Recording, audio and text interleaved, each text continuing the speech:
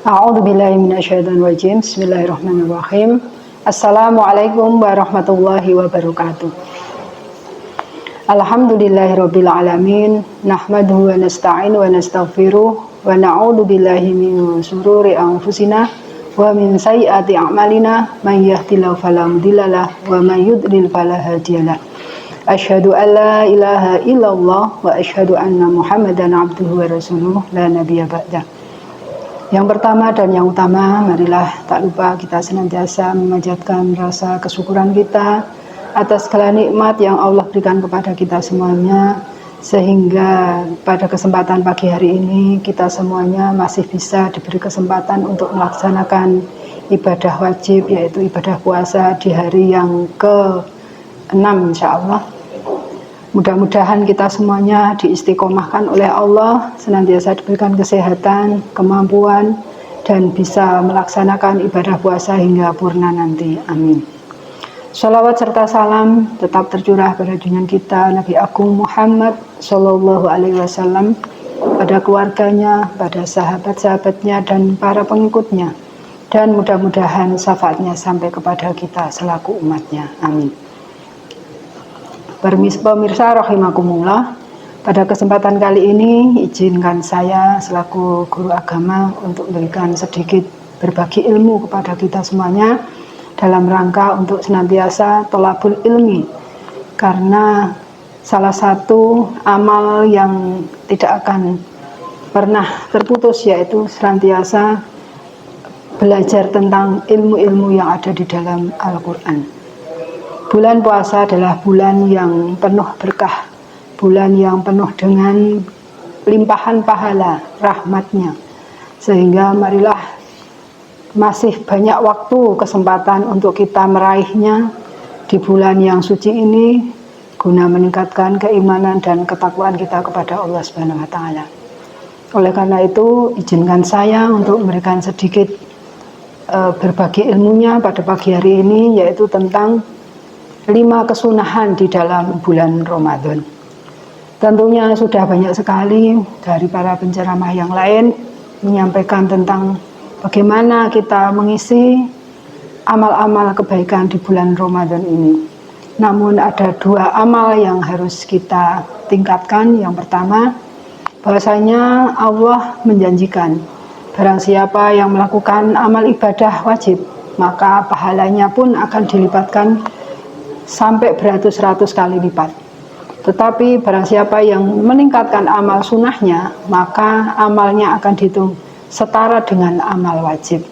Oleh karena itu, meskipun ini adalah sunnah, tetapi marilah kita gunakan kesempatan amalan-amalan sunnah ini untuk meraih amal ibadah yang disetarakan dengan pahala ibadah wajib.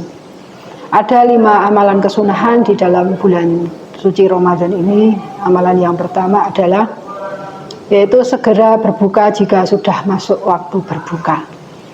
Dan memang berbuka ini adalah bukan sesuatu yang harus kita lambat-lambatkan jika memang waktu berbuka sudah tiba. Karena sunnahnya adalah ketika sudah berbunyi tanda masuk waktu azan maghrib, maka kita disunahkan untuk segera membatalkan, meskipun itu dengan hidangan misalnya air putih saja. Tetapi sunnahnya setelah kita berbuka, yaitu Rasul itu ketika berbuka yaitu makan atau minum dengan yang manis-manis. Zaman Rasulullah yaitu dengan makan kurma, dan kita disunahkan juga ketika menikmati dengan kurma atau berbuka itu dengan kurma yang ganjil, misalnya 1 atau 3 atau 5 dan seterusnya. Sehingga kesunahan di dalam bulan Ramadan salah satunya adalah segera menyegerakan berbuka. Mungkin ada yang berpendapat saya masih kuat sampai misalnya isya gitu ya. Itu justru malah menyalahi kesunahan. Sehingga marilah meskipun secara ini hanya sebagai buka gitu ya, tetapi ini adalah ada nilai pahala kesunahannya. Dan itu pun diajarkan oleh Rasulullah, ketika kita berbuka maka segera kita membatalkan, kemudian jangan lupa Ada 3 doa yang tidak tertolak oleh Allah. Salah satunya adalah doa orang yang berpuasa hingga dia berbuka. Kemudian doa orang musafir, kemudian doa orang yang terzolimi. Oleh karena itu, ketika kita sudah berbuka, maka sempatkan meskipun hanya 2-3 menit setelah kita membatalkan, dengan secukupnya kita manfaatkan waktu yang mustajab itu untuk berdoa, yaitu dengan cara setelah makan minum secukupnya kita doa hajat kita yang paling kita hajatkan. Setelah itu kita kembali menikmati hidangan yang untuk berbuka secukupnya. Lalu dilanjutkan dengan melakukan ibadah sholat maghrib berjamaah. Kemudian sunnah yang kedua yaitu makan sahur. Mengapa makan sahur ini menjadi satu kesunahan? Karena dalam sahur itu ada keberkahannya. Di dalam satu hadis disebutkan bahwasanya dengan sahur ini maka salah satu hikmahnya adalah kita bisa mendapatkan satu kekuatan dan yang paling jelas adalah kita mendapatkan keberkahannya. Jadi meskipun kita bangun hanya sahur atau minum dengan air putih saja, tetapi kita usahakan sunnah ini juga dilakukan oleh Rasulullah dan dicontohkan. Sehingga makan sahur ini tidak sekedar kita sekedar kita itu untuk mengenyangkan perut ya, tetapi memang ini adalah sunnah yang diajarkan oleh Rasulullah dan itu tadi ada nilai pahala, yaitu ada keberkahannya. Dan di dalam sahur itu sendiri pun ada doa yang di sela-sela kita sahur selesai, kita pun ada doa yang mustajab, sehingga kita mohon pada Allah memperbanyak istighfar setelah selesai kita makan sahur. Kemudian kesunahan yang ketiga yaitu memperbanyak doa. Tentunya di bulan Ramadan ini Allah sudah berfirman bahwasanya bulan Ramadan adalah bulan panen pahala dari Allah. Bahkan tadi di awal saya sebutkan bisa dilipat gandakan, bahkan beratus-ratus lipat pahala yang disediakan oleh Allah bagi orang-orang yang ingin meraihnya. Karena itu marilah kita perbanyak doa, terutama mungkin kita punya hajat-hajat yang memang kita inginkan. Maka kesempatan di bulan Ramadan ini marilah kita perbanyak doa untuk mohon, salah satunya dengan mohon ampunannya dulu. Kemudian kita doa dengan doa apa yang menjadi hajat-hajat kita. Karena di bulan Ramadan ini pintu-pintu surga itu dibukakan oleh Allah seluas-luasnya, selebar-lebarnya. Pintu-pintu neraka ditutupkan dan para setan dibelenggu. Maknanya apa? Maknanya Allah memberikan kesempatan kita untuk berdoa sebanyak-banyaknya. Salah satu doa kita adalah supaya kita nanti mendapatkan surganya Allah. Amin. Kemudian kesunahan yang kelima yaitu qiraatul Quran, yaitu memperbanyak ibadah membaca Al-Quran. Kalau di bulan biasa, bukan di bulan Ramadan, baca Quran itu satu huruf dinilai pahala 10 kali lipat. Tetapi di bulan Ramadan ini satu huruf bisa dinilai ratusan lipat pahalanya.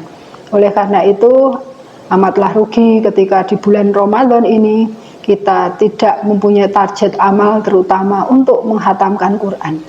Karena Quran ini banyak sekali hikmah dari kita membacanya. Selain menjadi satu ketenangan dalam hati, dalam pikiran kita, dengan qiraatul Quran akan menjadi ma huwa syifa, yaitu sebagai obat dari segala penyakit, baik penyakit dohir maupun penyakit batin. Dan dengan membaca Al-Quran ini pula tentunya pahala yang kita raih akan lebih besar lagi.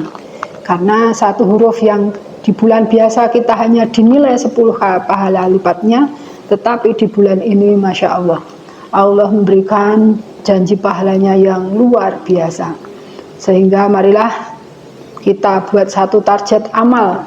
Mungkin dari kesunahan ini yang kita targetkan adalah amal untuk bisa khatam. Karena kalau orang berpuasa tanpa mempunyai prioritas, berarti kita berpuasa itu hanya tradisi saja, bukan puasa dengan ilmu. Karena harusnya Ramadan tahun ini harus lebih baik dari Ramadan tahun lalu dan seterusnya.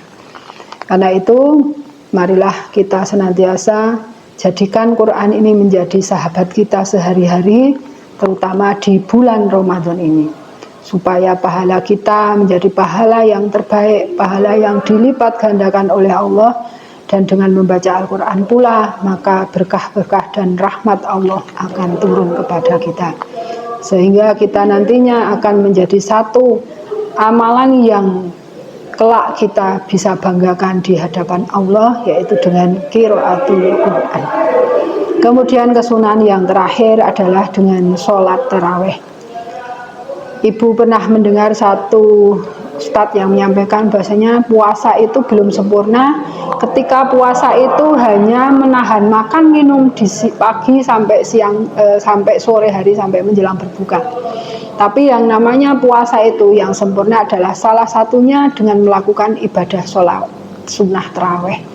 Jadi puasa itu tidak hanya mulai dari subuh ya, mulai dari kita sahur sampai menjelang maghrib atau sampai berbuka gitu. Tapi malam itu juga kita kalau ingin menyempurnakan ibadah puasa kita, salah satu amal yang dapat menyempurnakan ibadah puasa kita adalah dengan sholat taraweh. Dan sholat taraweh ini dilakukan oleh umat Islam, tentunya akan melakukannya dengan berbeda-beda, dan itu bukan menjadi satu masalah. Yang salah itu yang tidak pernah melakukannya. Sehingga kesempurnaan ibadah puasa kita itu adalah salah satunya dengan sholat taraweh. Mungkin selama ini kita nggak begitu memahami, ternyata sholat taraweh itu adalah menjadi salah satu kesempurnaan kita di dalam menjalankan ibadah puasa. Marilah bersama-sama dari 5 sunnah ini, ada amal-amal yang kita prioritaskan, ada amal-amal yang memang kita raih sebisa mungkin, sekuat mungkin kita maksimalkan, karena waktu masih banyak kesempatannya, sehingga kita belum telat untuk mendapatkan ampunan Allah, mendapatkan pahala dari Allah, ataupun mendapatkan satu keberkahan di dalam bulan suci Ramadan ini. Barakallahu fikum. Mungkin itu saja yang bisa saya sampaikan. Mudah-mudahan yang sedikit ini menjadi ilmu untuk kita semuanya. Dan terakhir, selamat menjalankan ibadah puasa, berkah untuk kita semuanya. Bila ada kebenaran, datangnya mutlak dari Allah, dan bila ada kekurangan, semata-mata adalah diri saya sendiri. Untuk itu kami mohon maaf yang sebesar-besarnya. Akhirul kalam, billahi taufiq wal hidayah. Wassalamualaikum warahmatullahi wabarakatuh.